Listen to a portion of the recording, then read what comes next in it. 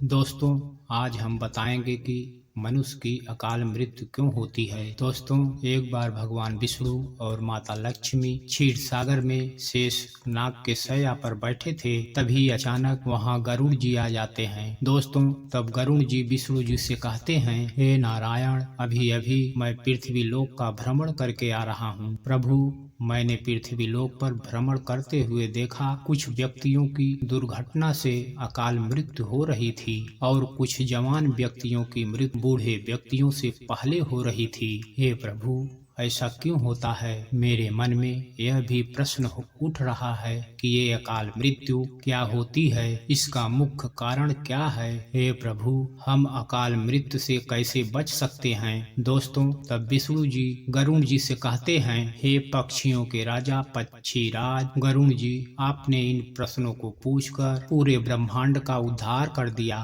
श्री हरि विष्णु जी कहते हैं, हे गरुड़ जी, हम आपके इन प्रश्नों का उत्तर एक महत्वपूर्ण कहानी को सुनाकर देने वाले हैं, लेकिन आपको इस कहानी को शुरू से अंत तक सुनना होगा, क्योंकि आपको इस कहानी के सुनने मात्र से ही विष्णु जी के साथ साथ माता लक्ष्मी का भी आशीर्वाद प्राप्त होता है। दोस्तों, गरुड़ जी विष्णु जी से कहते हैं, हे नारायण, आप उस कहानी को कहना प्रारंभ कीजिए। मैं आपको विश्वास दिलाता हूँ कि मैं इस कहानी को शुरू से अंत तक जरूर सुनूंगा। मित्रों, विष्णु जी कहते हैं, हे पक्षीराज, बहुत समय पहले की बात है। किसी नगर में मोहन नाम का एक गरीब व्यक्ति अपने परिवार के साथ रहता था। एक दिन वह अपने बचपन के मित्र से मिलने के लिए दूसरी शहर जा रहा था। उसका मित्र बचपन से ही गूंगा और बहरा था। उस मोहन के घर से उसके मित्र का घर बहुत दूर था। उसे अपने मित्र के घर जाते समय बीच बीच में छोटे छोटे नगरों से गुजरना पड़ता था। दोस्तों, विष्णु जी कहते हैं, हे पक्षीराज गरुड़, वह कई सारे नगरों से गुजरता हुआ अपनी धुन में ही चल रहा था। तभी अचानक ही चलते चलते उस व्यक्ति की मुलाकात एक व्यक्ति से हुई, जिसे देखकर ऐसा लग रहा था कि वह किसी का इंतजार ही कर रहा था, और वह व्यक्ति भी मोहन के साथ चलने लगा। उस व्यक्ति को देखकर मोहन बहुत खुश हो गया। उसने सोचा, चलो अच्छा हुआ, अकेले चलने में थोड़ा सा डर भी लग रहा था। अब इस व्यक्ति के साथ चलने से मेरा सफर आसानी से कट जाएगा। दोस्तों, विष्णु जी कहते हैं, हे गरुड़ जी, उस रोहन ने उस व्यक्ति से बात करने के पहले उस व्यक्ति का नाम पूछा। उस व्यक्ति ने अपना नाम यमराज बताया। उसे यह नाम सुनकर कुछ अजीब सा लगा, लेकिन उसने नाम के विषय में कुछ और पूछना उचित नहीं समझा। दोनों ने धीरे धीरे साथ साथ चल ही रहे थे। तभी रास्ते में एक नगर पड़ा। उस नगर में प्रवेश द्वार पर आते ही उस यमराज नाम के व्यक्ति ने मोहन से कहा, तुम आगे चलो, मुझे इस नगर में एक काम है, मैं तुमसे आगे मिलता हूँ। मोहन ने कहा, ठीक है। वो बेफिक्र होकर आगे रास्ते में चलने लगा। दोस्तों, विष्णु जी कहते हैं, हे गरुड़ महाराज, कुछ देर बाद उस नगर में यह खबर फैल गई, एक सांड ने अपनी सींग में किसी व्यक्ति को फंसाकर मार डाला। जैसे ही उस सांड ने उस व्यक्ति को मार डाला, कुछ ही देर बाद वह यमराज नाम का आदमी मोहन के पास आ गया और फिर से वो दोनों चलने लगे, और चलते चलते वे दोनों दूसरे राज्य के मुख्य द्वार पर पहुंच जाते हैं। उस नगर के बाहर एक बहुत विशाल मंदिर बना हुआ था। उस मंदिर में आराम करने की एक विशेष सुविधा उपलब्ध थी। विष्णु जी कहते हैं, हे गरुड़ जी, मोहन के मित्र का घर अब भी वहां से बहुत दूर था और रात भी होने वाली थी। तो मोहन ने उस व्यक्ति से कहा, भाई, रात होने वाली है,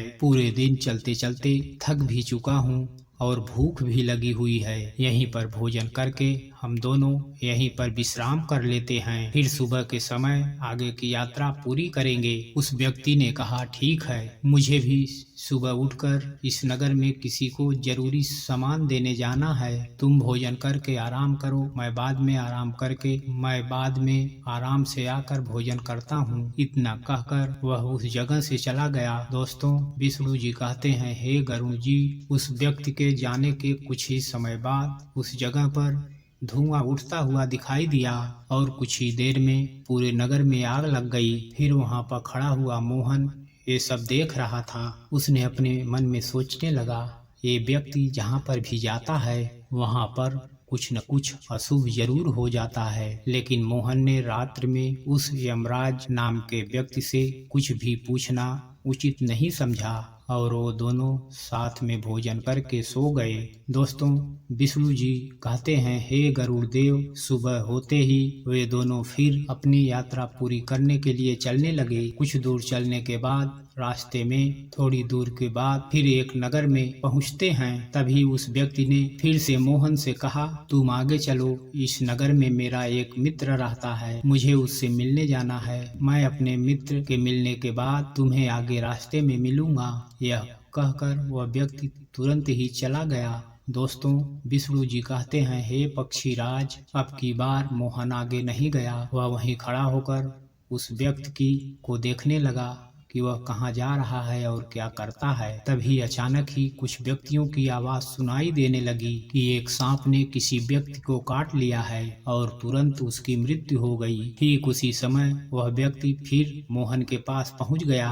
दोस्तों, विष्णु जी कहते हैं, हे गरुड़ देव, लेकिन इस बार मोहन से रहा नहीं गया। उसने उस व्यक्ति से पूछ ही लिया कि तुम जिस भी नगर में जाते हो वहाँ कुछ न कुछ अशुभ क्यों हो जाता है। क्या तुम मुझे बता सकते हो कि तुम ही सभी को मार रहे हो। उस व्यक्ति ने कहा, तुम मुझे बहुत समझदार मालूम पड़ते हो, इसीलिए मैं तुम्हारे साथ चलने लगा था, लेकिन तुम अभी तक समझ नहीं पाए कि मैं कौन हूँ। मोहन ने कहा कि मैं समझ गया हूँ, लेकिन मुझे कुछ शंका हो रही है कि आप ही अपना परिचय दे देते तो मेरे लिए बहुत आसानी हो जाता। तब उस व्यक्ति ने बताया कि मैं यमराज का दूत हूँ और यमराज की आज्ञा से उन व्यक्तियों की प्राण हरने के लिए आया हूँ जिनकी उम्र इस पृथ्वी लोक पर पूरी हो चुकी है। हालांकि मोहन को पहले ही इस बात पर शंका हो गया था कि वह व्यक्ति यमराज का दूत है। विष्णु जी कहते हैं, हे गरुड़ देव, फिर भी यमराज के दूत के मुंह से ये सब सारी बातें सुनकर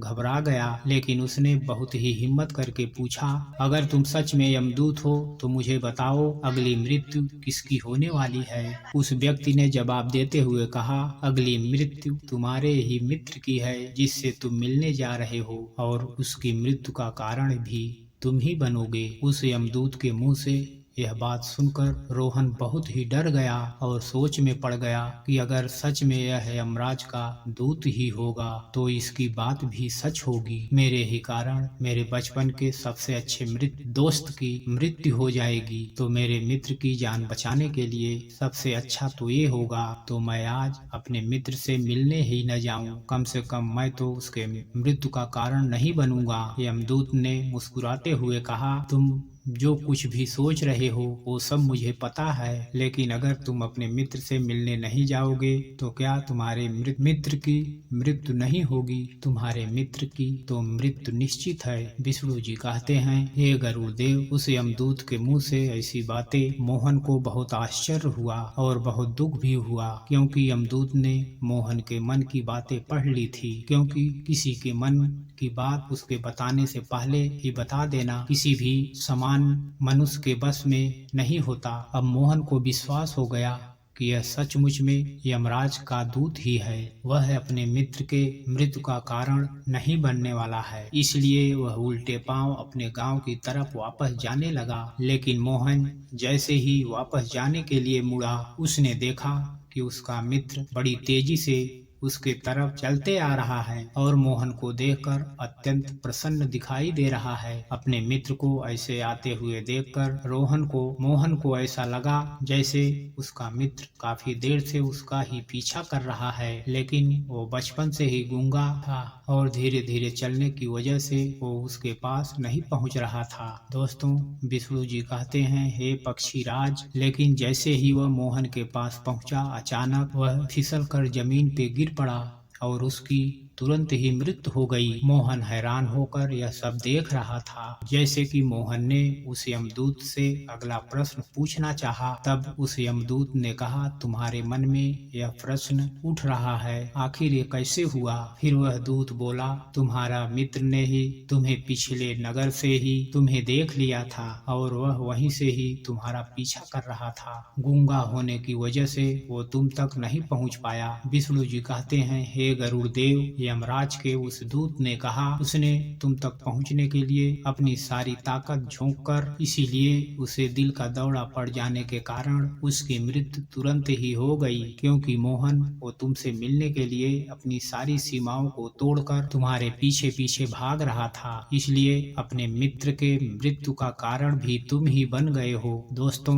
विष्णु जी कहते हैं, हे पक्षीराज, अकाल मृत्यु किसी भी कारण से हो सकती है, फिर चाहे वो किसी रोग के कारण हो या दुर्घटना के कारण। लेकिन बहुत सारे मनुष्य अक्सर यही सोचते हैं उनके साथ कभी भी ऐसा ना हो। लेकिन अकाल मृत्यु का कारण अनेक जन्मों में किए गए पापों को बताया जाता है। दोस्तों, विष्णु जी कहते हैं, हे गरुण देव, आत्महत्या करने वाले मनुष्य की आत्मा पृथ्वी लोक पर तब तक भटकती रहती है जब तक कि वो अपने जीवन में किए गए कर्मों का फल भोग ना ले। अगर किसी व्यक्ति की अकाल मृत्यु हो जाती है तो ऐसे व्यक्ति की आत्मा को न तो नरक में और ना ही स्वर्ग में जगह मिलती है। इसलिए दोस्तों, विष्णु जी कहते हैं, हे गरुण देव, मनुष्य को आत्महत्या नहीं करनी चाहिए। विष्णु जी कहते हैं, अकाल मृत्यु से बचने के लिए व्यक्तियों को नदी या तालाब में पितृ तर्पण जरूर करना चाहिए। साथ ही साथ अकाल मृत्यु के प्राप्त हुई व्यक्ति की आत्मा की इच्छा की पूर्ति के लिए और दान पुण्य जैसे अच्छे कर्म करना चाहिए, ताकि उस व्यक्ति की आत्मा को शांति मिल सके।